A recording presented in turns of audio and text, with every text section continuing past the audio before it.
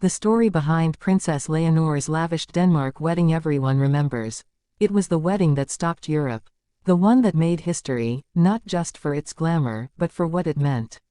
Spain's Princess Leonor, the future queen, standing beneath Denmark's royal chandeliers, surrounded by centuries of tradition and power.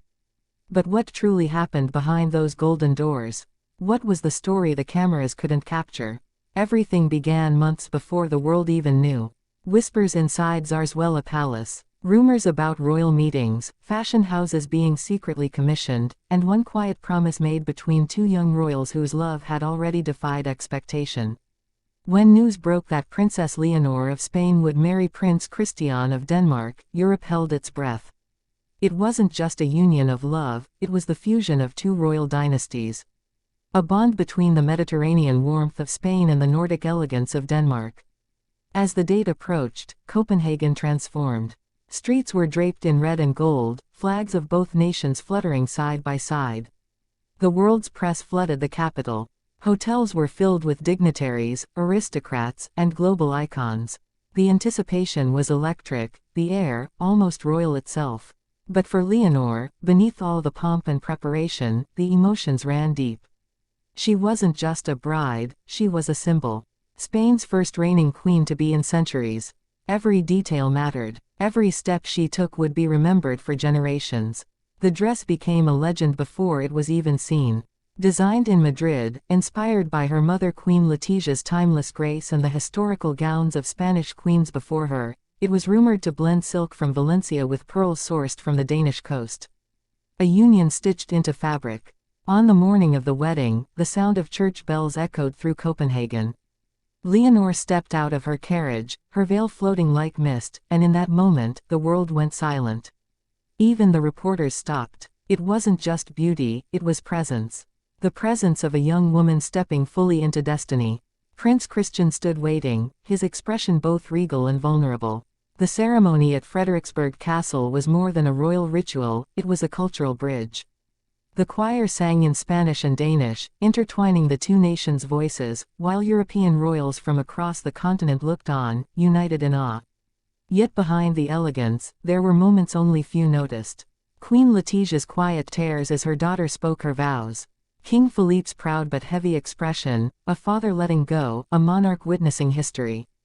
The soft glance between the two queens, Margrethe and Letizia, acknowledging what this marriage meant for the future of Europe's monarchy. Outside, thousands gathered in the streets, waving Spanish and Danish flags.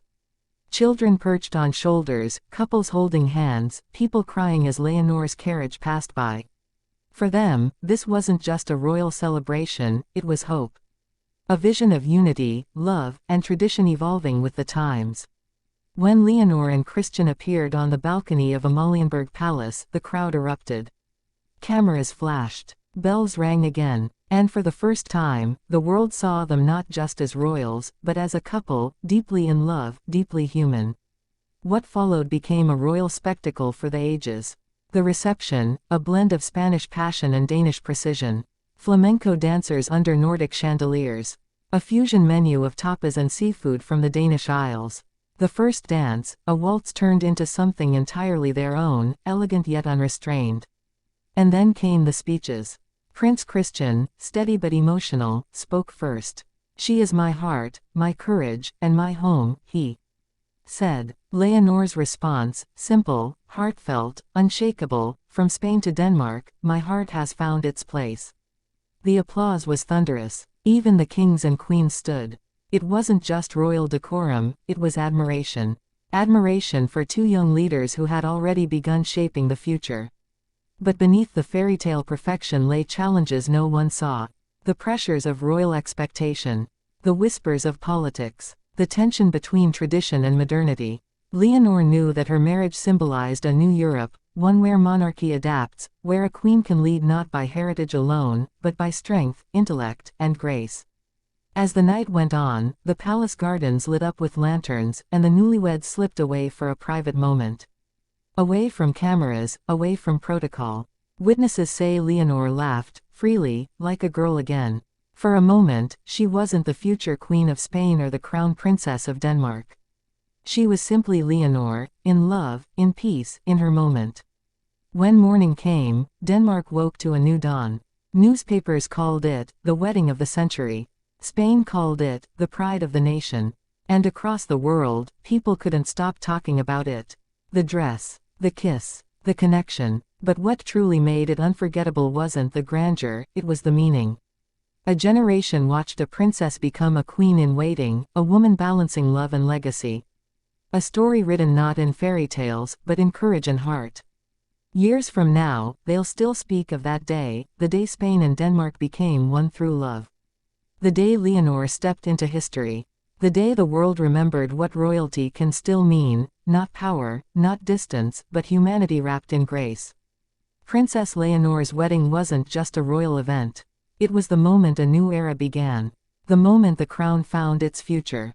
The story everyone remembers, not for the jewels, not for the grandeur, but for the heart that shone beneath it all.